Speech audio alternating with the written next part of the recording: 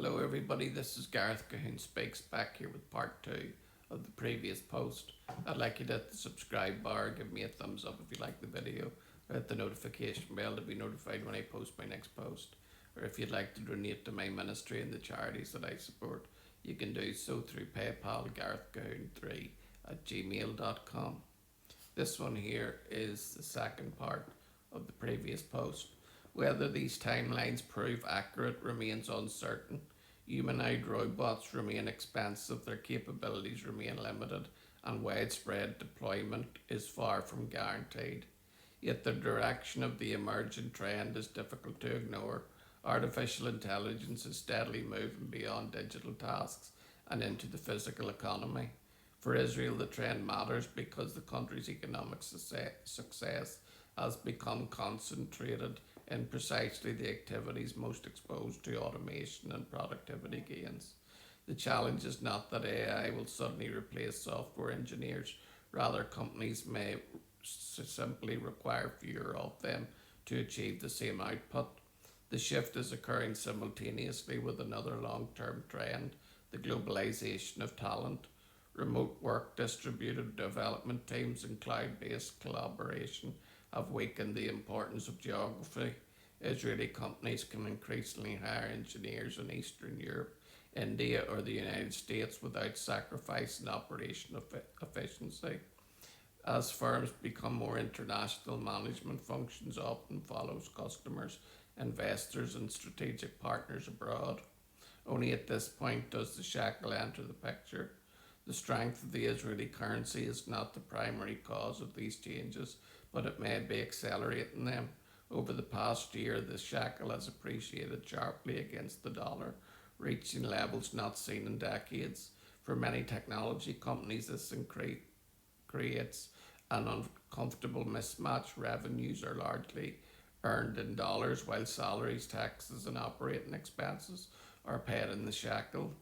A stronger currency effectively raises labour costs when managed against international competitors. On its own, that would not necessarily trigger relocation decisions. However, when companies are simultaneously adopting AI, reducing headcount requirements, and expanding global hiring strategies, exchange rate pressures become harder to ignore. This is the paradox facing the Israeli economy. The technology sector has generated extraordinary wealth, attracted global investment, and strengthened the country's currency. Those achievements helped transform Israel into one of the world's leading innovation centres, yet some of the same forces are now creating incentives for companies to place a growing share of future activities elsewhere.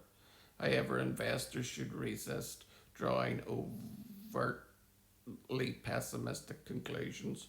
Israel remains one of the world's leading technology hubs. Its universities, entrepreneurial culture, cybersecurity expertise, and venture capital ecosystems continue to provide formidable advantages. The country ranked as the world's fourth largest centre for technology fundraising in 2025, behind only San Francisco, New York, and Boston. The larger question is where the economic benefit of the future innovation will ultimately accrue. The risk is not that Israeli technology companies stop succeeding, it is that an increasing proportion of the jobs, management functions, and value creation associated with the success occur outside of Israel. That would represent a different kind of challenge. For much of the past 3 decades, Israel's growth model relied on scarcity of high skilled human capital. Artificial intelligence, global labour markets, and a strong currency are all reducing the scarcity at the same time. Success has not become a liability, but it may be reshaping the very foundation on which that success was built.